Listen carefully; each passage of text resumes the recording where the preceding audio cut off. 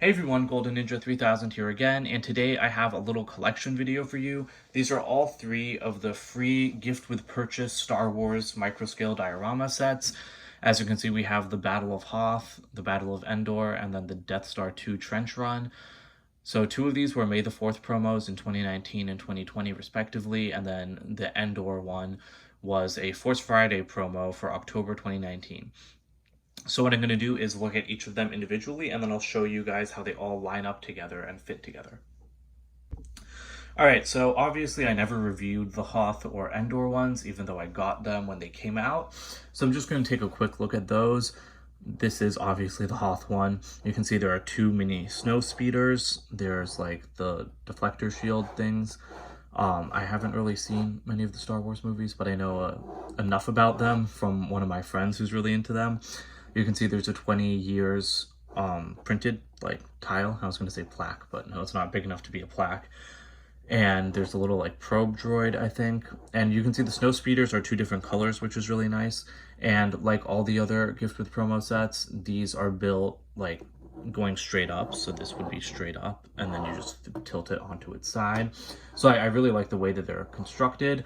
And my favorite part about this is definitely the AT-AT, because I just think it's a really good like microscale build. Obviously they've made ones that are much smaller than this, but that I don't think were anywhere near as good. Obviously there's a printed piece for the front of it, and it just attaches to the diorama on like two studs like that, and then you just position the other legs wherever you want to make it look like it's walking.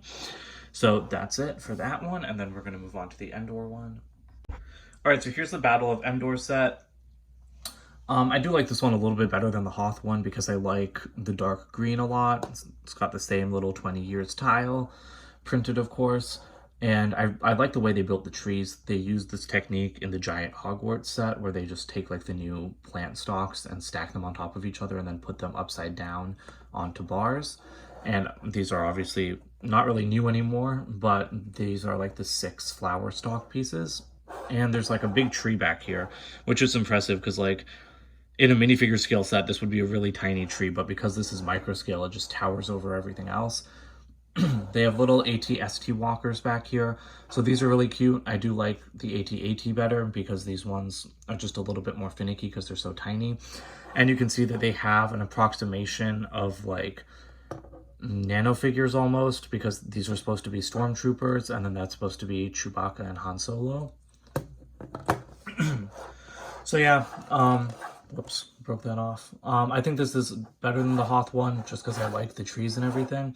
And you've got the bunker. But let's move on to the newest one. All right, so obviously I did do a full review of this one, so I'm not going to talk about it that much. The biggest difference is that it doesn't have the 20 years tile, it just says Lego Star Wars 2020. And I do like this one the best because I like the detailing on its surface the most. The other ones were a lot more plain. But I do think its microscale vehicles are the weakest out of the 3 sets. The A-Wing is okay, not great. And then the TIE Interceptor, I really like the wings, but I don't like the cockpit area. And yeah, that's pretty much it for this one. If you want my full thoughts, you can just check out my review on it. So let's just go into showing all of them together. All right, so here's how all the dioramas line up together. I do think they look really striking like this. Endor really stands out because of the dark green, but then the AT-AT and the TIE Interceptor just kind of tower over everything else because of how much they stick up from the base. Overall, I think the weirdest thing about this is that it's something that a lot of fans have said, is that you have one set for Return of the Jedi, one set for Empire Strikes Back, but then there's nothing for A New Hope. So that's kind of odd, especially to start with Empire Strikes Back and then just do 2 Return of the Jedi sets. I agree with other people's sentiments that, like, why didn't they just make the Death Star 2 trench run a Death Star 1 trench run? Because then at least you'd have one thing from every movie.